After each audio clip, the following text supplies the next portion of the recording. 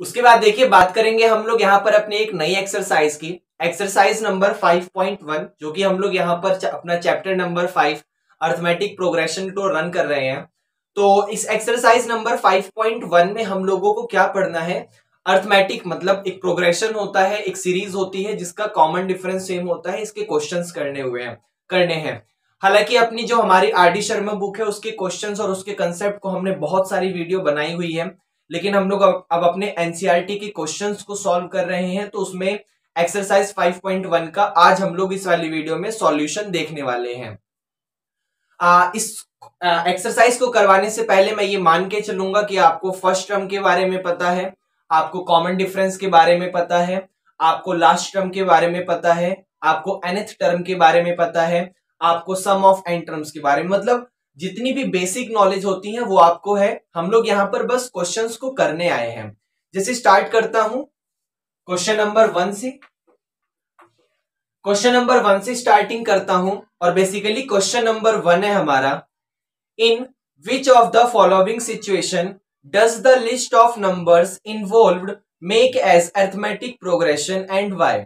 मतलब आपके सामने यहाँ पर 4 अलग अलग केसेस दिए हुए हैं, यहाँ पर कौन सी सिचुएशन अरिथमेटिक प्रोग्रेशन को फॉलो करती है और क्यों करती है। सबसे पहले मैं आपको बता दूं, कोई भी सीरीज मतलब कोई भी बेसिकली सीक्वेंस अरिथमेटिक प्रोग्रेशन में है या फिर नहीं है, वो इस चीज पर डिपेंड करता है कि क्या उस सीक्वेंस का कॉमन डिफरेंस सेम है या फिर कॉमन डिफरेंस सेम नहीं है। कोई भी सीक्वेंस अरिथमेटिक प्रोग्रेशन में तभी बिलोंग करती है जब वहां पर उस वाली सीरीज का कॉमन डिफरेंस सेम होता है। तो हमें क्या करना पड़ेगा, यहां पर हमारे सामने बेसिकली क्वेश्चन नंबर 1 में 4 अलग अलग क्वेश्चंस हैं। इन चारों अलग अलग क्वेश्चंस में हम लोग एक सीरीज को बनाने की कोशिश करेंगे और सीरीज को बनाने के बाद वहां पर उसका कॉमन डिफरेंस चेक करेंगे। अगर कॉमन डिफरेंस सेम आता है हर एक रिजल्ट के लिए तो ये सीरीज या सीक्वेंस अरिथमेटिक प्रोग्रेशन में हो जाएगी, अदरवाइज वो अरिथमेटिक प्रोग्रेशन में नहीं होगी। जैसे क्वेश्चन नंबर 1 है आपका, the taxi fare after each kilometre. जो टैक्सी का किराया है आफ्टर ईच किलोमीटर, हर एक किलोमीटर बाद, 1 किलोमीटर बाद, 2 किलोमीटर बाद, 3 किलोमीटर बाद, 4 किलोमीटर बाद, ऐसी कहानी है। The taxi fare after each kilometre when the fair is ₹15 for the first kilometre. मतलब एक टैक्सी का जो फेयर है वहां पे स्टार्टिंग के फर्स्ट किलोमीटर का 15 रुपए है।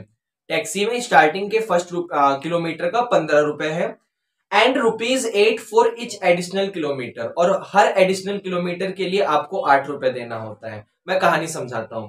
जैसे देखो, आप मान लीजिए किसी टैक्सी में ट्रेवल कर रहे हैं, तो उस टैक्सी में ट्रेवल करने के बाद आप लोग क्या करते हैं, जैसे मान लीजिए कोई आदमी 1 किलोमीटर की डिस्टेंस ट्रेवल करता है, कोई आदमी 1 किलोमीटर की डिस्टेंस ट्रेवल करता है तो उसको 15 रुपए देने होंगे। कितने रुपए देने होंगे? 15 रुपए देने होंगे। लेकिन जैसे ही वो एक और 1 किलोमीटर ऐड कर देगा, मतलब 1 किलोमीटर गया, अब वो 1 किलोमीटर और चला गया, तो टोटल कितने किलोमीटर गया? 2 किलोमीटर चला गया। तो स्टार्टिंग के फर्स्ट किलोमीटर के 15 रुपए, लेकिन जैसे ही एक एडिशनल किलोमीटर और जाएगा उसको 8 रुपए और देने पड़ेंगे। फिर 1 किलोमीटर जाएगा, फिर 8 रुपए देने पड़ेंगे, फिर 1 किलोमीटर जाएगा, फिर 8 रुपए देने पड़ेंगे। समझ आ रहा है? तो स्टार्टिंग के फर्स्ट किलोमीटर का तो 15 रुपए है, आप 10 किलोमीटर चले जाओ तब भी पहले किलोमीटर का 15 रुपए देना होगा, और आप 1 किलोमीटर ही जाओ तब भी पहले किलोमीटर का 15 रुपए ही देना होगा। कहानी समझ आई?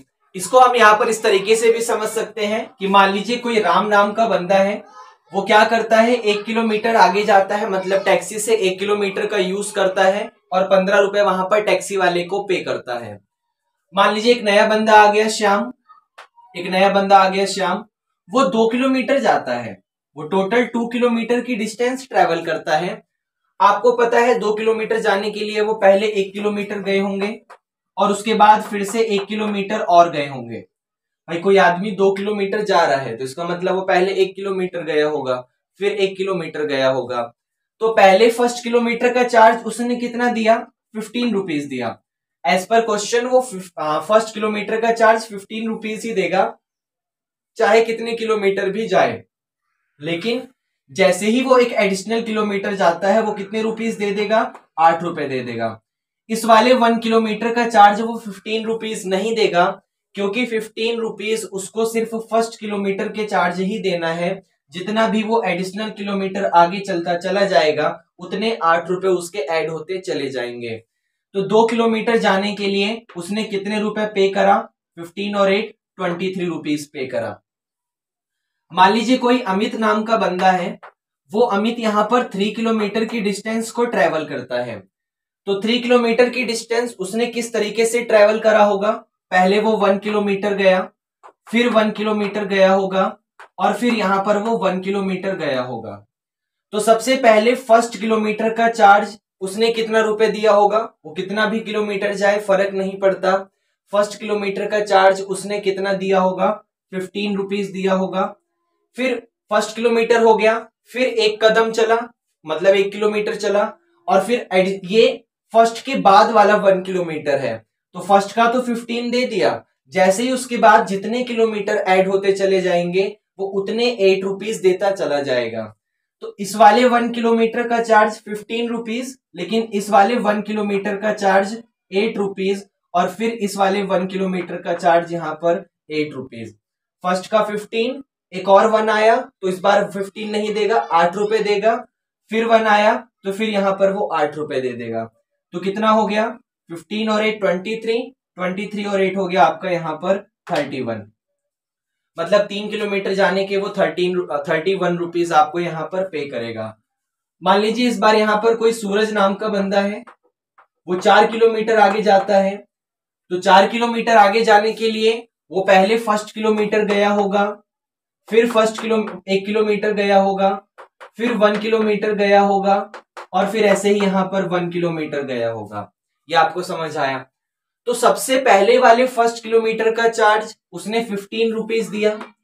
उसके बाद जैसे ही एक एडिशनल 1 किलोमीटर गया वो 8 रुपए का चार्ज देगा। फिर एडिशनल 1 किलोमीटर 8 रुपए का चार्ज, फिर एडिशनल 1 किलोमीटर 8 रुपीज का चार्ज। ये आपको समझ आया? तो कितने रुपीज उसने पे करे? 15 और 8 23, 23 और 8 31, 31 और 8 कितना हो गया? 39। कितना हो गया? 39। तो इस तरीके से रिजल्ट आपका चलता चला जाएगा। अब ध्यान से देखो, जो बंदा सिर्फ 1 किलोमीटर गया था उसने 15 रुपीज का चार्ज पे करा।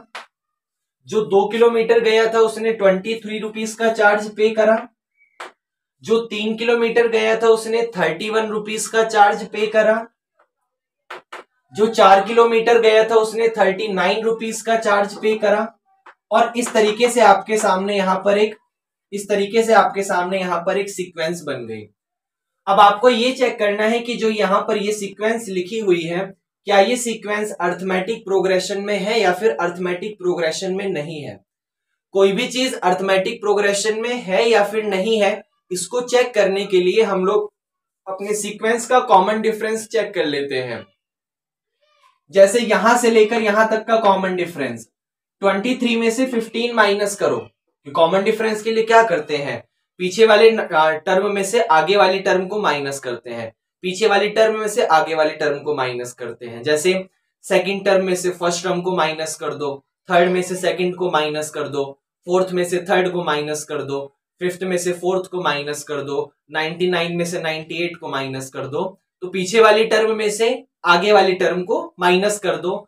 अगर सबका डिफरेंस सेम आया तो यहां पर ये सीरीज इसमें अर्थमेटिक प्रोग्रेशन में हो जाएगी, अदरवाइज नहीं होगी। तो 23 में से 15 गया तो इसका डिफरेंस यहां पर 8 आ रहा है। 31 में से 15 गया, डिफरेंस 8 आ रहा है। 39 में से 31 गया, डिफरेंस 8 आ रहा है।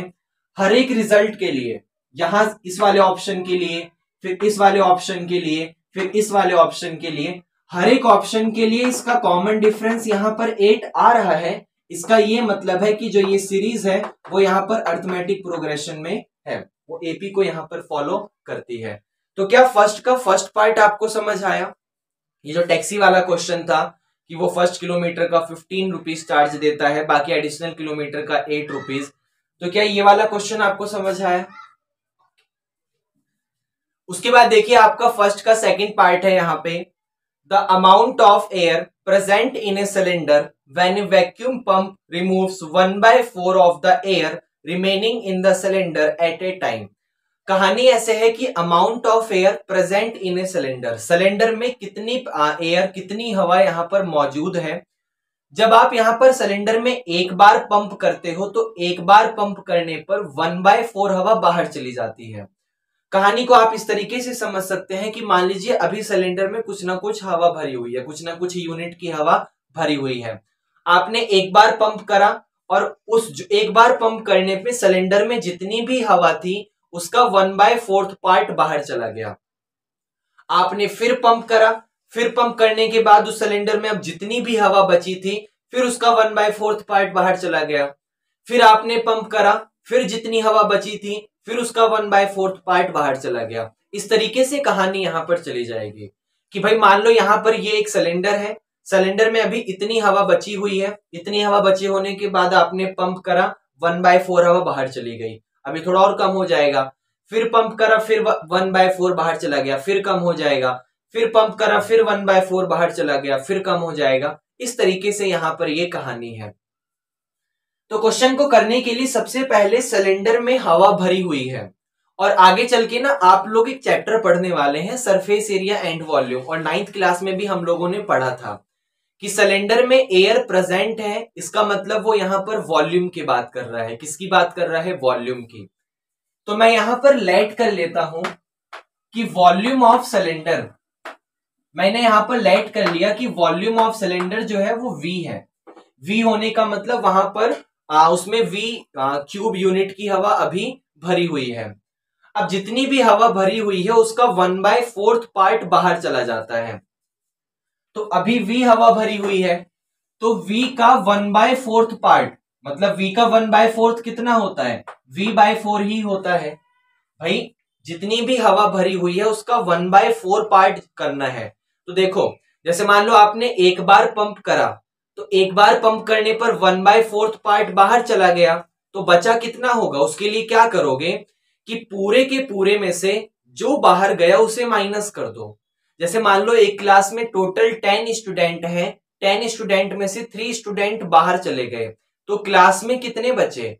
तो टोटल के टोटल में से जो स्टूडेंट बाहर गए हैं, जो 3 स्टूडेंट बाहर गए हैं उसको माइनस कर दो। क्लास में जितने स्टूडेंट प्रेजेंट है वो रिजल्ट आ जाएगा।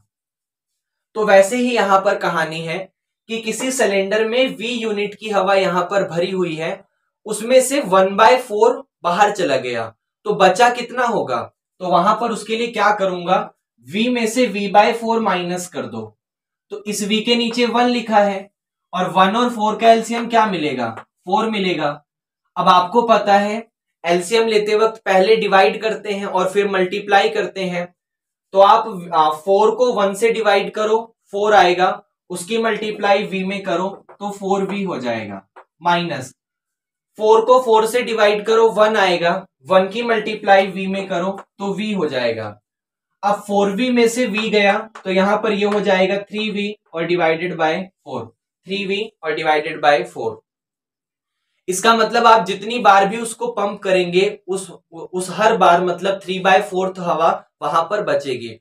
आपने एक बार पंप करा तो 3/4 हवा बची, फिर पंप करा फिर 3/4 उसका जो भी वॉल्यूम है उसका हवा बची, फिर आपने पंप करा फिर 3/4 उसकी यहां पर हवा बची। तो सोचो सबसे पहले हवा कितनी थी? V थी, सबसे पहले हवा V थी।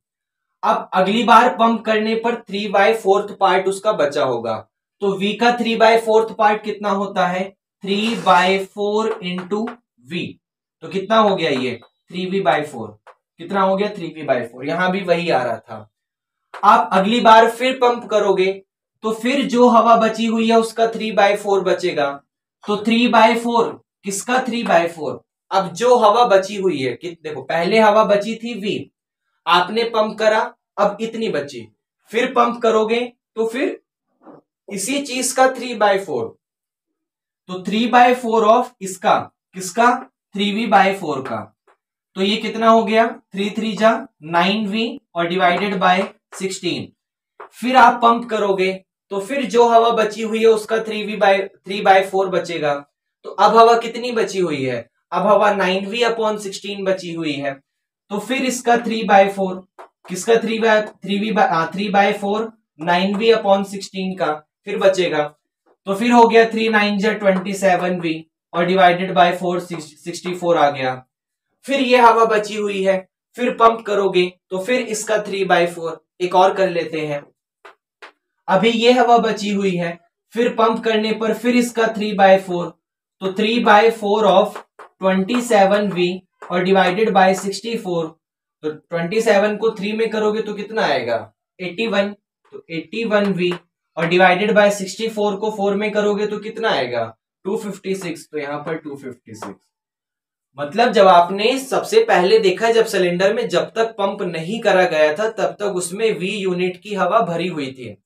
आपने जैसे ही पंप करा 1/4 चली गई, 3/4 पार्ट बचा, फिर आपने पंप करा, फिर जो भी बचा था फिर उसका 3/4 पार्ट बचा, फिर पंप करा, फिर उसका 3/4 पार्ट बचा।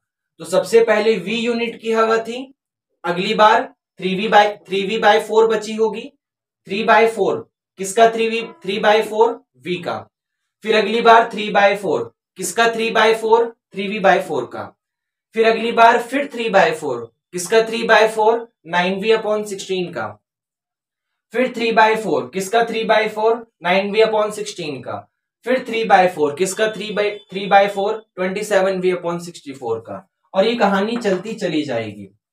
अब हमारे सामने यहां पर ये एक सीक्वेंस बनी है, इसको चेक करना है कि क्या ये अर्थमेटिक प्रोग्रेशन में है या फिर नहीं है। तो ध्यान से देखो, अगर ये अर्थमेटिक प्रोग्रेशन में हुई तो इसका जो कॉमन डिफरेंस है, यहां से यहां तक का डिफरेंस वो यहां से यहां तक के सेम आएगा, वो यहां से यहां तक के सेम आएगा, वो यहां से यहां तक के सेम आएगा। तो क्रॉस चेक करते हैं। जैसे पहले इसे इसमें से माइनस कर दो, इसमें से इसको माइनस कर दो, मतलब 3v/4 में से v को माइनस कर दो तो कॉमन डिफरेंस पता चल जाएगा। माइनस करते हैं, आ जाओ। 4 और 1 का एलसीएम 4 आएगा, 4 से 4 कैंसिल हो गया, ऊपर बचा हमारे पास 3v माइनस 4 को 1 से डिवाइड करोगे तो 4 आएगा, v में मल्टीप्लाई करोगे तो 4v हो जाएगा। अब 3v में से 4v गया तो माइनस का v/4 आ गया, माइनस का v/4 आ गया।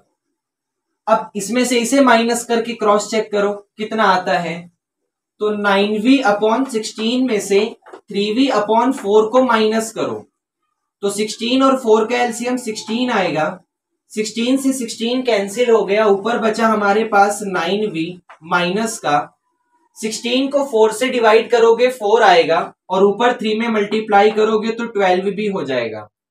अब 9v में से 12v गया तो माइनस का 3v/4 आ गया, और यही कहानी गलत हो गई क्योंकि यहां से यहां तक का कॉमन डिफरेंस माइनस का v/4 है, लेकिन यहां से यहां तक का कॉमन डिफरेंस माइनस का 3v/4 है। शुरू में ही कॉमन डिफरेंस गलत आ गया तो बाद में चेक करने की जरूरत नहीं है, यहीं पर ये देख के मना कर दो कि भाई ये सीक्वेंस यहां पर एपी में नहीं है। क्यों? क्योंकि इसका कॉमन डिफरेंस यहां पर सेम नहीं है। तो क्या ये फर्स्ट का सेकंड आपको समझ आया? अच्छा क्वेश्चन था।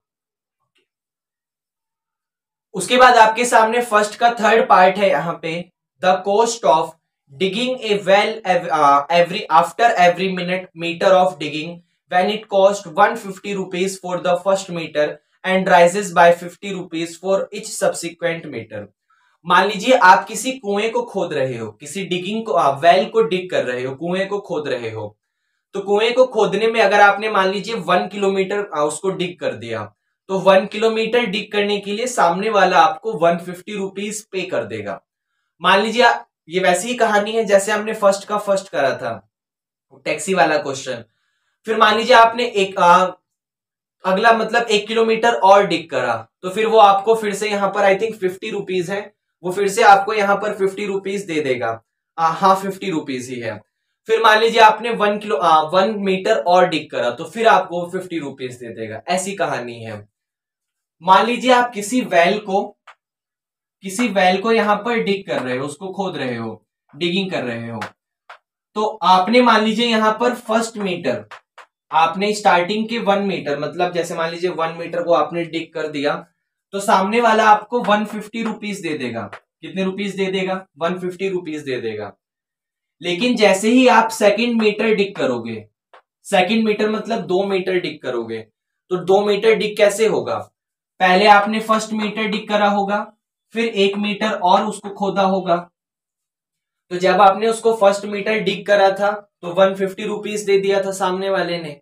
लेकिन जब आपने 2 मीटर उसको डिग करा होगा तो फर्स्ट मीटर का चार्ज उसने कितना दिया था आपको? 150 रुपीज दिया था। लेकिन जैसे ही 1 मीटर और आपने डिग करा वो 50 रुपए और दे देगा। भाई फर्स्ट मीटर के तो आपको 150 रुपीज देगा वो, कि जैसे ही आप 1 मीटर डिग कर दोगे आपको 150 रुपीज दे देगा, नो प्रॉब्लम। लेकिन जैसे ही आप 1 मीटर और डिग करोगे, 1 मीटर और डिग करने का मतलब फर्स्ट मीटर का 150 रुपीज उसने दे दिया। अब आप 1 मीटर और अंदर उसको आपने खोद दिया तो आपको फिर वो 50 रुपए दे देगा। मतलब आप जितने सब्सिक्वेंट मीटर, जितने मीटर आगे डिग करते चले जाओगे वो आपको उतने एक्स्ट्रा 50 रुपए देते चले जाएगा। तो इसका मतलब जब आपने 2 मीटर डिग करा होगा तो उसने आपको यहां पर टोटल 200 रुपए दिए होंगे। मान लीजिए किसी बंदे ने 3 मीटर डिग कर दिया, तो सबसे पहले उस बंदे ने 1 मीटर डिग करा होगा, फिर 1 मीटर डिग करा होगा, फिर 1 मीटर डिग करा होगा। तो स्टार्टिंग के फर्स्ट मीटर के लिए उसने 150 रुपीज दिया, फिर एक्स्ट्रा 1 मीटर के कितने रुपीज देगा? 50 रुपीज देगा, और फिर एक्स्ट्रा 1 मीटर के वो यहां पर 50 रुपीज देगा। मतलब सबसे पहले वो डिग करने के 150 रुपीज देगा। फर्स्ट मीटर आपने डिग करा, उसने 150 रुपीज पकड़ा दिया, काम खत्म। आपने एक एक्स्ट्रा मीटर और डिग कर दिया, तो फर्स्ट के अलावा अगर आप जितने एक्स्ट्रा मीटर डिग करते चले जाओगे वो उतने 50 रुपीज आपको देता चला जाएगा। तो आपने 1 मीटर और खोदा तो वो 50 रुपए दे देगा, फिर 1 मीटर और खोदा फिर आपको 50 रुपए दे देगा। तो टोटल अब कितने रुपए आपको दे चुका है? 250 रुपीज। कितने रुपीज? 250 रुपीज। और ये कहानी ऐसी चलती चली जाएगी। अब आपको यहां से थोड़ा बहुत हिंट लग गया होगा। जैसे मान लीजिए ये सीरीज आपके सामने बन रही है, सबसे पहले लिखा हुआ है यहां पर 150, उसके बाद लिखा हुआ है यहां पर 200, और उसके बाद लिखा हुआ है यहां पर 250। फर्स्ट मीटर डिग करने के वो 150 रुपीज देगा, जब आप 2 मीटर डिग करेंगे तो आपको 200 रुपए देगा, 3 मीटर डिग करने के आपको 250 रुपए देगा, और इस तरीके से ये कहानी आगे चलती चली जाएगी। अब आपको ये देखना है कि क्या ये सीक्वेंस एपी में है या फिर एपी में नहीं है। तो सोचो, ये एपी में तब होती जब इसका कॉमन डिफरेंस सेम होता। तो चेक करो, यहां से यहां तक का डिफरेंस 200 में से 150 माइनस करो 50 आएगा। फिर यहां से यहां तक का कॉमन डिफरेंस 250 में से 200 माइनस करो फिर 50 आएगा। और आगे भी जब आप मान लीजिए 4 मीटर डिग करते, 4th मीटर के लिए, तो पहले आप 1 मीटर डिग करते, फिर 1 मीटर डिग करते, फिर 1 मीटर डिग करते, फिर 1 मीटर डिग करते। तो स्टार्टिंग के फर्स्ट मीटर का वो 150 रुपीज देता, लेकिन अगले 1 मीटर का वो 50 रुपए देगा, फिर अगले 1 मीटर का वो 50 रुपए देगा, फिर अगले 1 मीटर का वो 50 रुपए देगा। तो टोटल कितने रुपए दे चुका है इस बार? 150 और 50 200, 250, और यहाँ पर टोटल 300 रुपए आपको वो 4th मीटर के दे देगा। तो यहाँ पे 300 लिखा होता, और क्रॉस चेक कर लो, यहां से यहां तक का डिफरेंस भी 50 है। मतलब इस वाली सीक्वेंस में हर एक रिजल्ट का यहां से यहां तक का डिफरेंस, यहां से यहां तक का डिफरेंस, यहां से यहां तक का डिफरेंस, हर एक रिजल्ट का जो डिफरेंस है वो सेम है। तो क्या ये सीरीज जो है वो अर्थमेटिक सीक्वेंस जो है वो एपी में होगी, अर्थमेटिक प्रोग्रेशन में होगी? हाँ होगी, क्योंकि यहां पर इसका जो डिफरेंस है वो सेम है। तो ये फर्स्ट का 3rd पार्ट था जो कि काफी इजी था। तो क्या ये आपको समझ आया? उसके बाद आपका यहां पर फर्स्ट का 4th पार्ट है, the amount of money in the account every year when 10,000 is deposited at compound interest at 8% per annum. मतलब मान लीजिए आपने क्या करा, किसी बैंक अकाउंट में 10,000 रुपीज, 10,000 रुपए जमा करें और आपको 8% का कंपाउंड इंटरेस्ट मिल रहा है, सीआई आपको मिल रहा है 8% का। मैं बेसिकली बता दूं, सिंपल इंटरेस्ट पे आपको आपके प्रिंसिपल पे ही अमाउंट मिलता है, लेकिन कंपाउंड इंटरेस्ट वाले केस में आपको इंटरेस्ट पर भी इंटरेस्ट मिलता है। तो the amount of money in the account every year, हर साल उस अकाउंट में कितना पैसा हो जाएगा अगर आप स्टार्टिंग में 10,000 रुपीज पे करते हैं, मतलब आपका प्रिंसिपल 10,000 रुपीज है और 8% का आपको यहां पर कंपाउंड इंटरेस्ट मिल रहा है। तो सबसे पहले जो मनी होती है वो दो टाइप की होती है, एक प्रिंसिपल होता है, एक अमाउंट होता है। भाई प्रिंसिपल मतलब होता है आपने कितना रुपीस दिया। मान लीजिए मैंने अभी यहां पर किसी को 100 रुपए पे करे, तो 100 रुपए यहां पर प्रिंसिपल है। और मान लीजिए उसी 100 रुपए पे 5 रुपए का मुझे इंटरेस्ट मिल गया, तो 105 रुपए हो गया, तो वो मेरा अमाउंट बन गया। तो याद रखिएगा अमाउंट के वक्त जो होता है आपका प्रिंसिपल में वो इंटरेस्ट ऐड हो जाता है। तो वैसे ही सबसे पहले स्टार्टिंग में, इन वेरी सुन, स्टार्टिंग में जो आपका यहाँ पर प्रिंसिपल है, प्रिंसिपल की स्पेलिंग क्या होती है, PAL क्या, प्रिंसिपल, जो आपका यहाँ पर प्रिंसिपल है वो कितना रुपीज है, 10,000 रुपीज है। ओके, तो यहाँ पर इसको ऐसे लिख देते हैं, आई थिंक PLE होता है क्या, शायद PLE होता है, या मुझे कंफ्यूजन है, PLE होता है आई थिंक, नहीं ये तो नहीं होता होगा, चलिए छोड़िए मुझे नहीं पता, आई थिंक मैं भूल रहा हूँ, कंफ्यूज हो रहा हूँ। तो यहाँ पर जो प्रिंसिपल है वो आपका स्टार्टिंग में 10,000 रुपीज का है, तो यहाँ पर हम लोग लिख लेते हैं 10,000। तो आपका जो स्टार्टिंग में यहाँ पर प्रिंसिपल है, आपने जो भी अमाउंट वहां पर बैंक में जमा करा वो 10,000 रुपीज का है। अब आपको कंपाउंड इंटरेस्ट मिलेगा हर साल 8% के हिसाब से, जो आपका रेट है वो 8% का है। तो याद करिए कंपाउंड इंटरेस्ट का फॉर्मूला क्या होता है, आप कैसे निकालते हैं अपना अमाउंट। तो A is equal to P के साथ 1 plus R upon 100 to the power N, R upon 100 to the power N। A amount है, P प्रिंसिपल है, R आपका रेट है, कितने परसेंट पर आपको वो यहां पर इंटरेस्ट दे रहा है, और N आपका नंबर ऑफ ईयर है, वो 1 साल 2 साल 3 साल 4 साल, वो आपका यहां पर N है। जैसे मान लीजिए मुझे पता लगाना है कि 1 साल बाद, मतलब 1 साल बाद मुझे कितना यहां पर मेरा अमाउंट हो जाएगा। तो 1 साल बाद कितना अमाउंट हो जाएगा, उस चीज के लिए मैं क्या करूंगा, अमाउंट मुझे निकालना है। सबसे पहले मेरे पास 10,000 रुपए है, मान लीजिए आज जो भी आज की डेट है 22 फरवरी 22 2022, आज मेरे पास अकाउंट में 10,000 रुपीज है। मुझे ये क्रॉस चेक करना है कि आज ही के दिन मतलब 22 फरवरी लेकिन 2023 में मेरे अकाउंट में कितना रुपीस आ जाएगा, अगर मुझे 8% का CI मिल रहा है कंपाउंड इंटरेस्ट। तो मैं क्या करूंगा, फॉर्मूले में पुट करूंगा, A मेरा अमाउंट है, P यहां पर प्रिंसिपल है, और प्रिंसिपल मतलब कितना अमाउंट मैंने यहां पर जमा करा है, तो वो यहां पर 10,000 रुपीज है। 1 प्लस कितने परसेंट के हिसाब से मुझे इंटरेस्ट मिल रहा है, 8, तो 8 अपॉन में 100, और उसकी पावर कितने साल बाद चेक कर रहा हूं मैं, अगले साल चेक कर रहा हूं, अगले साल मतलब मैं 1 साल बाद चेक कर रहा हूं।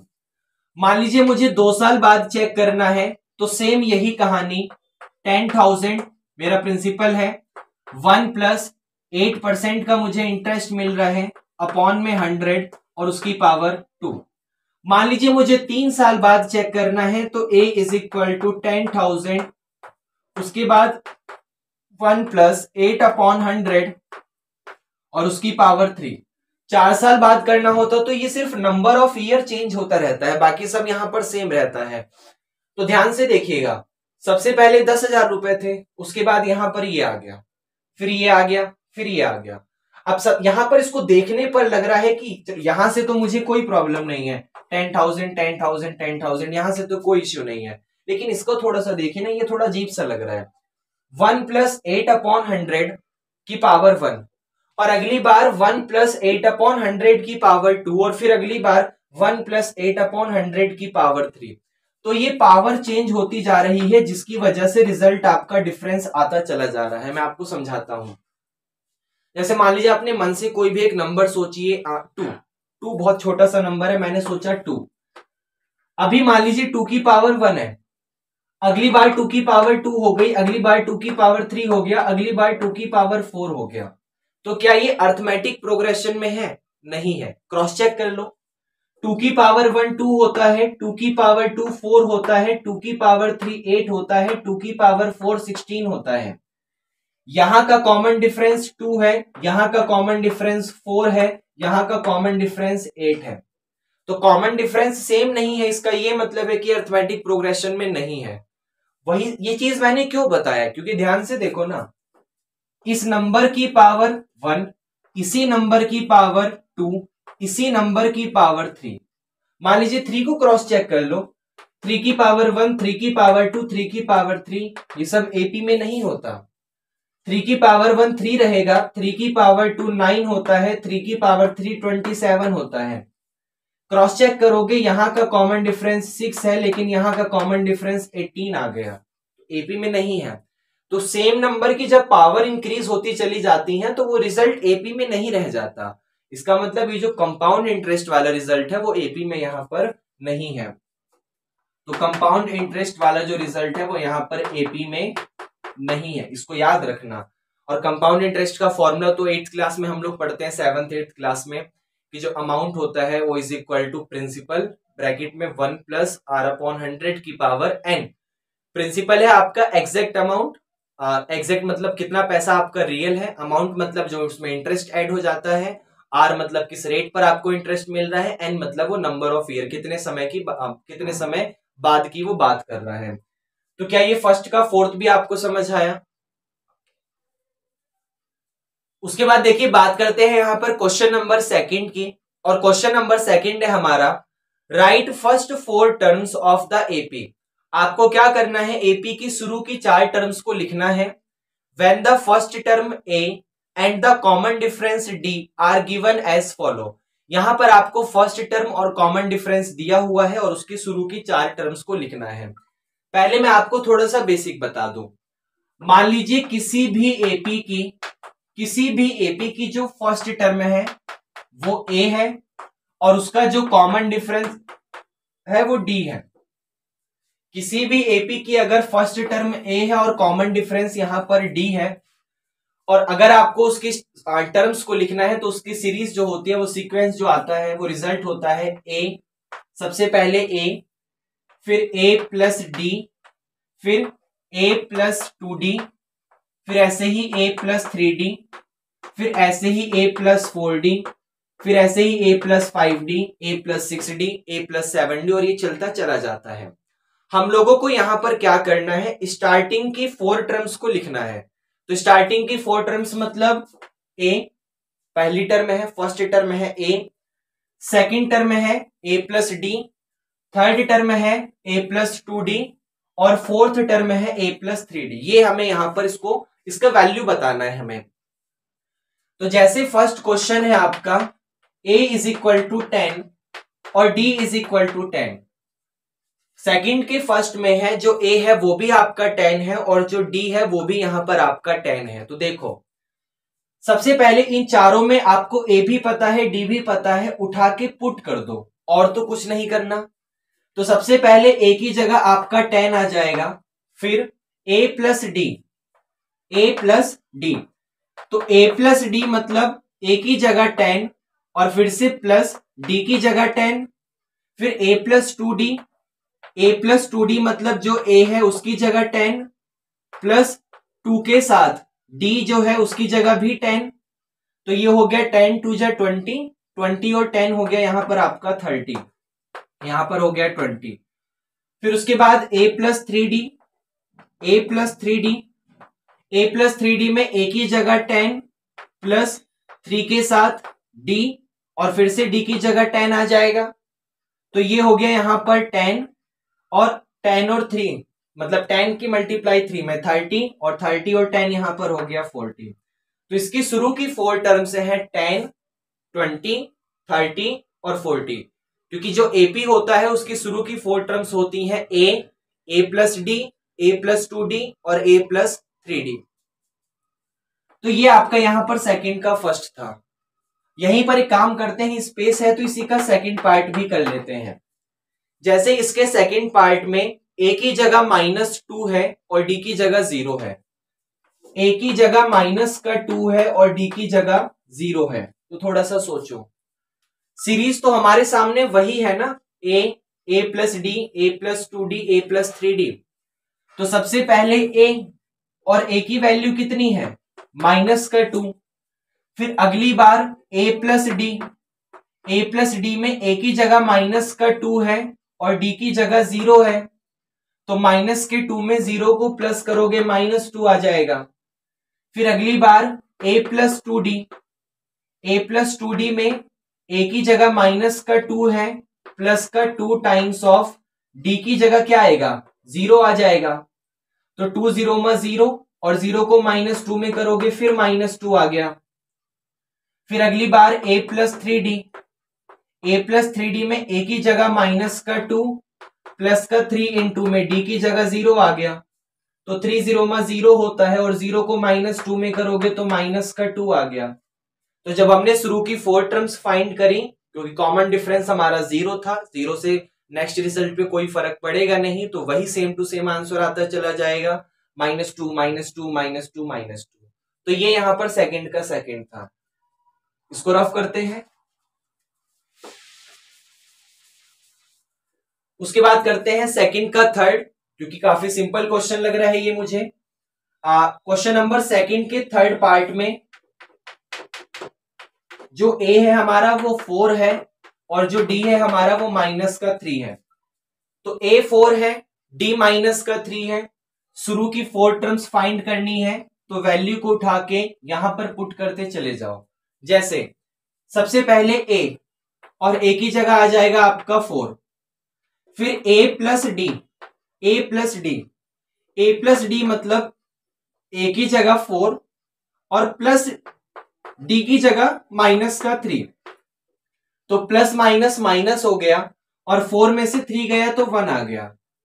फिर next time a plus 2d, तो a की जगह आपका 4 आ जाएगा प्लस 2 के साथ d की जगह आपका -3 आ जाएगा। तो प्लस माइनस होता है माइनस, तो 4 पहले as it is, plus minus minus और 2 3 जा 6 और 4 में से 6 गया तो -2 आ गया। फिर ऐसे ही होता है आपका a प्लस 3d, तो a की जगह आपका आ जाएगा 4 प्लस 3 के साथ d की जगह आ जाएगा आपका -3। तो पहले 4 एज इट इज रहेगा, प्लस माइनस माइनस होता है, 3 3 जा 9 होता है और 4 में से 9 गया तो -5 आ गया। तो सबसे पहले जो आपका यहां पर एपी का वो बन गया, वो उसमें a की वैल्यू 4 आ गई, a प्लस डी की वैल्यू 1 आ गई। फिर नेक्स्ट टर्म जो थर्ड टर्म होगी a प्लस 2d, उसकी वैल्यू -2 आ गई। फिर जो नेक्स्ट टर्म होगी फोर्थ a प्लस 3d, उसकी वैल्यू -5 आ गई। यहीं पर फर्स्ट सेकंड का फोर्थ भी कर लेते हैं। तो सेकंड का फोर्थ है यहां पर a की वैल्यू -1 और d की वैल्यू 1/2। a की वैल्यू -1 और d की वैल्यू 1/2। तो जो सीरीज बनेगी वो AP की कैसी बनेगी, सबसे पहले a और a की वैल्यू कितनी है -1। फिर सेकंड टर्म मतलब a प्लस डी, तो a प्लस डी में a की जगह -1 है प्लस और d की जगह आ जाएगा 1/2। अब इसके नीचे 1 मानो, 1 और 2 का एलसीएम लोगे तो 2 आ जाएगा। 2 को 1 से डिवाइड करो 2 और 1 में मल्टीप्लाई तो -2 प्लस 2 को 2 से डिवाइड करो 1, 1 में मल्टीप्लाई तो 1। अब -2 में 1 प्लस करोगे तो -1/2 आ गया। फिर ऐसे ही a प्लस 2d हो जाएगा। a प्लस 2d में a की जगह -1 प्लस 2 के साथ d और d की जगह फिर से 1/2। तो 2 से 2 कैंसिल हो गया, तो यहां पे बचा -1 और पीछे से +1, 1 से 1 कैंसिल हो गया तो 0 आ गया। फिर नेक्स्ट नंबर हो जाएगा a प्लस 3d, तो a की जगह -1 प्लस 3 के साथ d की जगह 1/2। अब इसके नीचे 1 मानो, 1 और 2 का एलसीएम 2 आ जाएगा।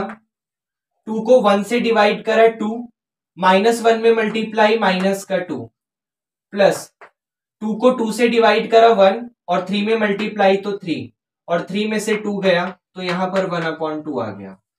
तो सबसे फर्स्ट नंबर जो था a वो -1, second number a plus D -1/2, third a plus 2d 0 और fourth a plus 3d 1/2।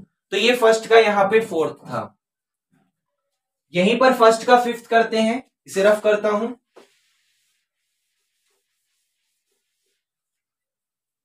First का फिफ्थ, a की वैल्यू -1.25 है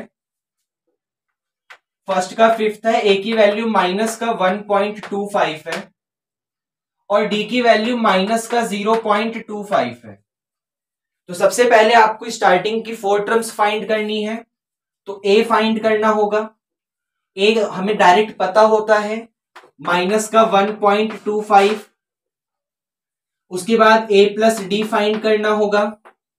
ए प्लस डी में ए की जगह माइनस का 1.25 प्लस डी की जगह आ जाएगा माइनस का 0.25।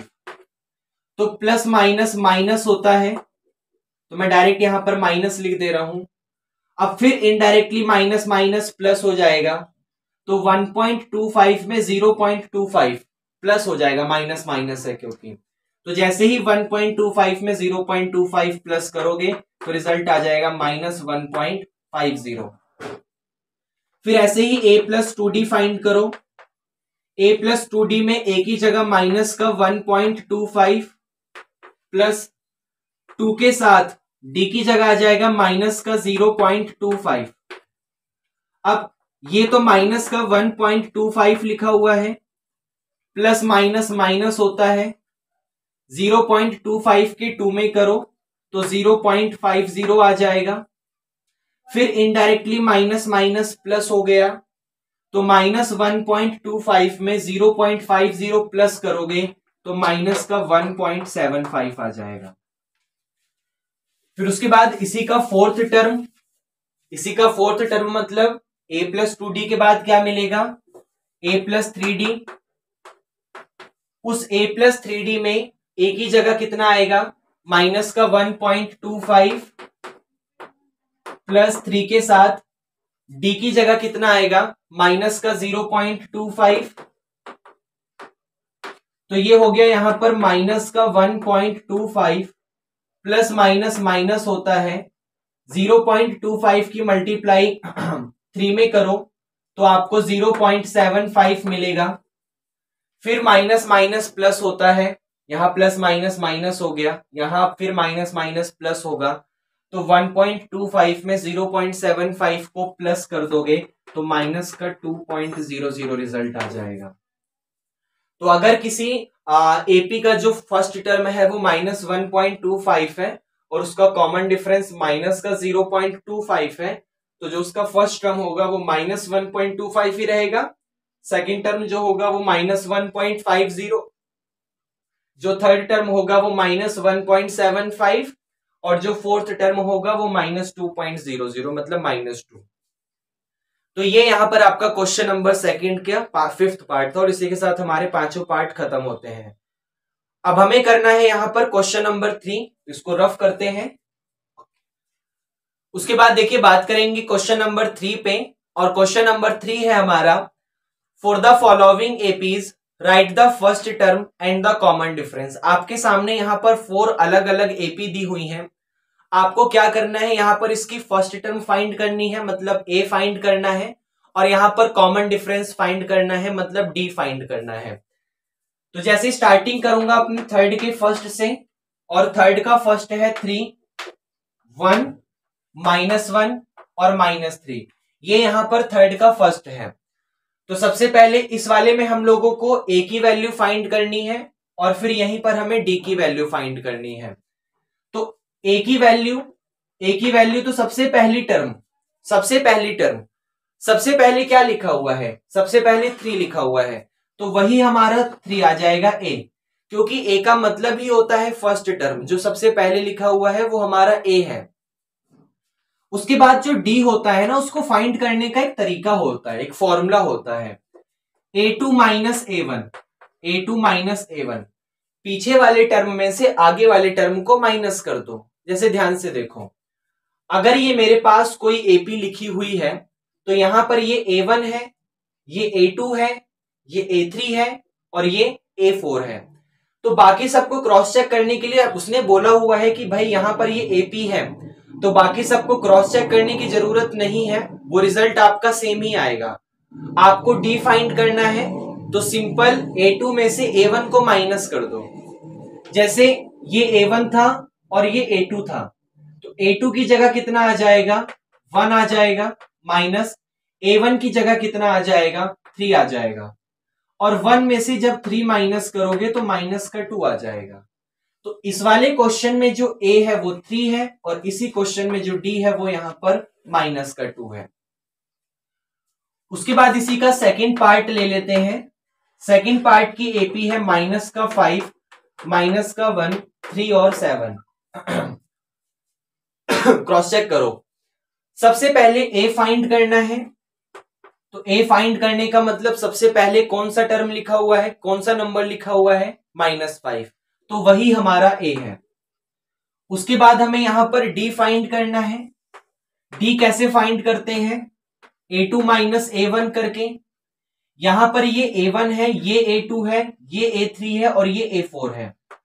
तो a2 की वैल्यू -1 में से माइनस कर दो a1, a1 की जगह ये वाला माइनस का 5, तो ये हो गया यहां पर माइनस का 1 और माइनस माइनस प्लस का 5, और 5 में से 1 गया तो यहां पर 4 आ गया।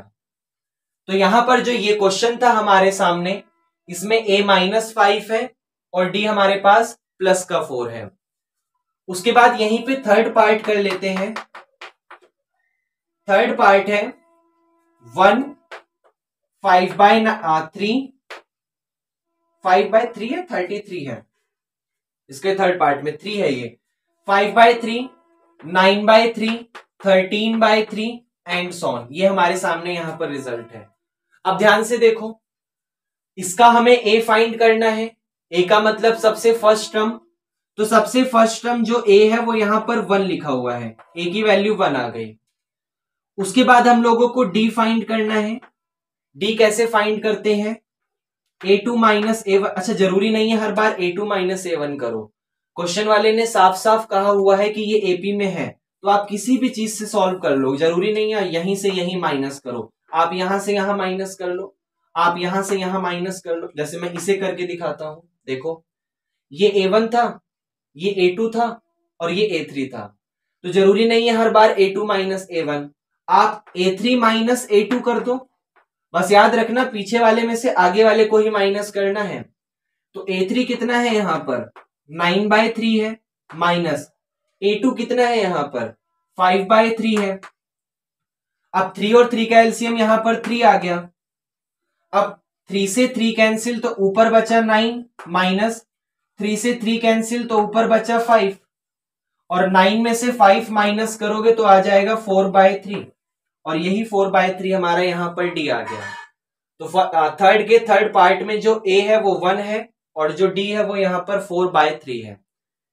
एक काम करते हैं, यहीं पर इसका फोर्थ भी कर लेते हैं। सीरीज है आपके सामने 0.6, 1.7, 2.8 और 3.9। ये हमारे सामने एपी की वो है सीक्वेंस। सबसे पहले आपको यहां पर a फाइंड करना है। a का मतलब जो नंबर सबसे पहले लिखा हुआ है, तो यहां पर सबसे पहले क्या लिखा हुआ है 0.6, तो a की वैल्यू 0.6 आ गई। उसके बाद हमें यहां पर d फाइंड करना है। d कैसे फाइंड होगा, इस 1.7 में से 0.6 को माइनस कर दो, पता चल जाएगा। d के लिए 1.7 में से इस 1.7 में से इस 0.6 को माइनस कर दो, पता चल जाएगा। तो 7 में से 6 गया तो 1 और 1 में से 0 गया तो 1, तो 1.1 यहां पर d आ गया और जो 0.6 है वो यहां पर a आ गया। तो ये आपका यहां पर थर्ड के चारों पार्ट थे, और इसी के साथ हमारा यहां पर एक्सरसाइज जो 5.1 है वो खत्म होता है। तो क्या एक्सरसाइज 5.1 आपको समझ आई?